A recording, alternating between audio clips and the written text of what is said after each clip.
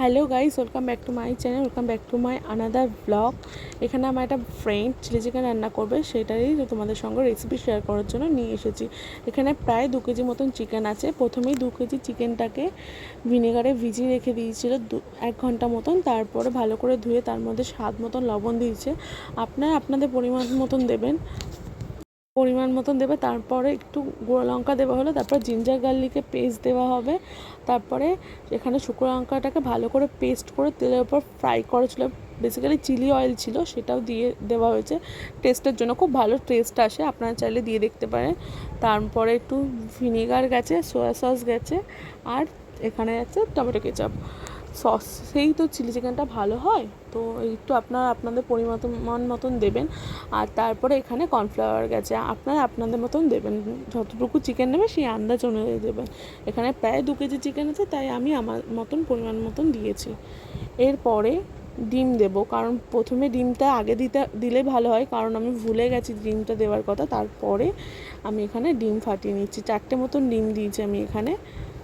তো দেখতে থাকুন এরপরে আমি কী করি।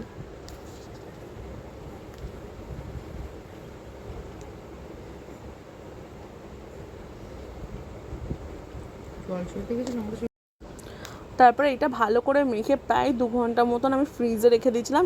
এর কারণে টেস্টটা খুব ভালো হয়। আপনারা যখন করবেন আপনারা এইভাবে করবেন। এরপরে আমি কড়াইতে রিফাইন অয়েল দিয়ে তারপরে আমি আমার মতন ভেজে নেব। এটা তো আপনারা সবাই জানেন যে চিলি চিকেন ভাজতে হয়, তারপরে গ্রেভিটা করতে হয়।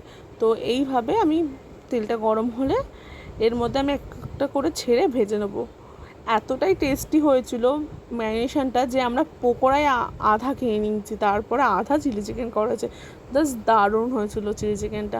আপনারা কিন্তু প্লিজ এইভাবে একবার হলেও ট্রাই করবেন বাড়িতে, যে কেমন হবে আর কেমন হয় আমাকে প্লিজ কমেন্টে কিন্তু জানাতে কিন্তু ভুলবেন না। তো এইভাবে এক এক করে আমি ভেজে নিয়েছিলাম সবটাই, পুরো প্রসেসটা আর দেখাইনি, কারণ এই ভাজাটা আর কি দেখাবো। তো এরপর যখন গ্রেভি করব তখন আমি আবার আসছি। একটু কিন্তু হালকা যাতে ভেতরটা কাঁচা থাকে সেইভাবে কিন্তু তুলবেন, ঠিক আছে। এরপরে তেলের মধ্যে কাঁচা লঙ্কা ফোড়ন দিয়ে তার মধ্যে পেঁয়াজ দিয়েছি, বেশ অনেকটা করে পেঁয়াজের স্কুপ কেটে রাখতে হবে। তো দিয়ে দিয়েছি আমি প্রায় 2 কেজির জন্য প্রায় আধা কেজি মতন পেঁয়াজ দিয়েছি এখানে। আর পেঁয়াজটা হালকা ব্রাউনিশ কালার আসলে তার মধ্যে আমি দেবো ক্যাপসিকাম। এরপর এটা থেকে ভালো করে নাড়াচাড়া করে নিয়ে তার মধ্যে স্বাদ মতন লবণ দেবো।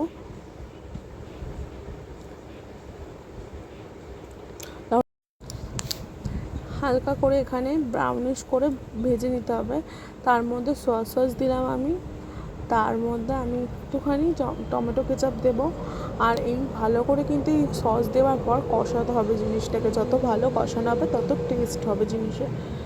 এরপরে আমি সামান্য চিনি দিয়ে দেবো, তারপর আমি টমেটো কেচাপটা দিয়ে দেবো।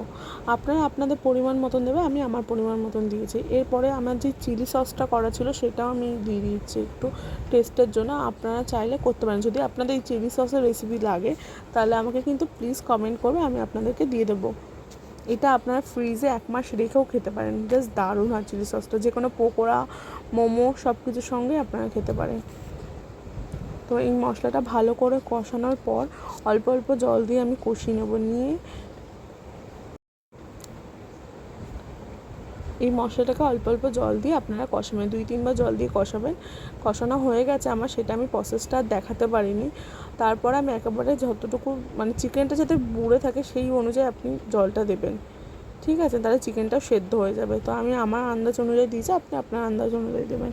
এই যে যেই ঝোলটা ফুটছে এর মধ্যেই ভাজা চিকেনগুলো আমি দিয়ে দেবো। আপনারা দেখেছেন যখন ম্যারিনেট করা হচ্ছিলো কতটা চিকেন ছিল, এত টেস্টি হয়েছে পকোড়া, আমরা আধা পকোড়া খেয়েই ফেলেছি।